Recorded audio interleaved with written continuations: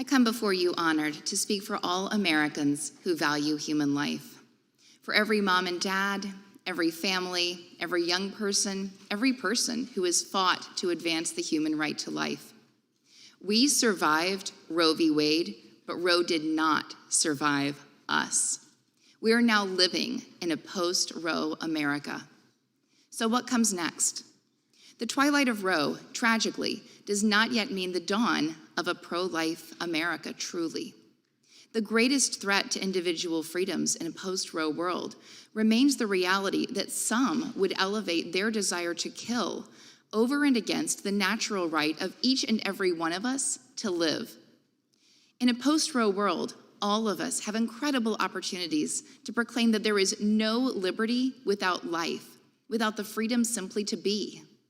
Roe was extreme, but the pro-abortion lawmakers who called today's hearing and the pro-abortion witnesses want a future more extreme than even Roe made possible. Abortion money and abortion special interests continue to wield deadly power in Washington. Today's hearing is a testament to the menace of abortion's power brokers.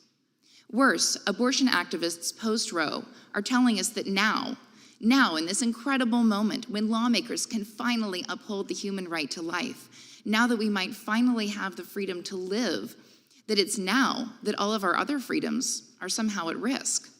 It's hysteria, it's nonsense, it's just not true. Anyone who has read the Dobbs decision could tell you that. But there is good news. We can do better. It's in our nature as Americans to do better. Elizabeth Brunig, writing in The Atlantic just a few days ago, challenges us to make birth free for all Americans. And I agree with her. Pregnancy, childbirth, postpartum care, they should all be free for all mothers. And that's what today's hearing should be about: how to serve American mothers, fathers, and families. Let's have a hearing about that. Republicans boldly and courageously led the expansion of maternal and prenatal care during the Reagan era. There's truly no reason why making birth free for Americans can't be the bipartisan work of our time, the defining work of a Congress or of a presidency. Instead, even in this post-Roe world, some in Congress see fit to focus our attention on how to expand the killing power of the state. I know from my own experience of forced abortion, the traumatic consequences of abortion violence. I was hurt by abortion. My first child never lived to take her first breath because of abortion. It remains a scandal that any American state remains neutral on abortion, that any American state condones or celebrates abortion violence. I was failed by America's experiment with abortion during the Roe era. But out of that trauma, eventually, came clarity, my vocation, my life's work as a constitutional attorney and as a human rights advocate. As president and CEO of Americans United for Life, I've been so honored to travel the states and meet people of all ages, backgrounds, and beliefs. Americans who are united by their commitment to protecting our first and most intimate individual freedom, to live. We know what pro-abortion activists want: unrestricted abortion available always and everywhere.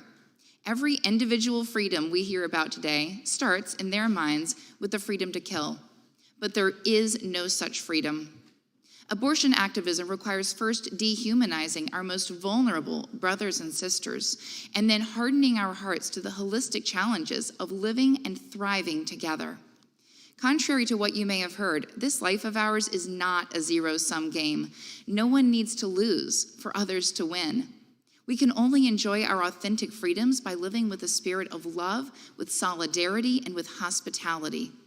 The truth is, living and thriving together is hard, killing is easy. But as the most prosperous, most powerful, most free nation in history, it's our responsibility to do the right thing with the gifts we have, not because it's easy, but because it is hard. The common good of this American republic depends on rediscovering what we once knew: that America will be great if America is good. If not, her greatness will vanish away like a morning cloud. Let's be good to one another. Let's be better. Let's heal. Let's grow. Thank you.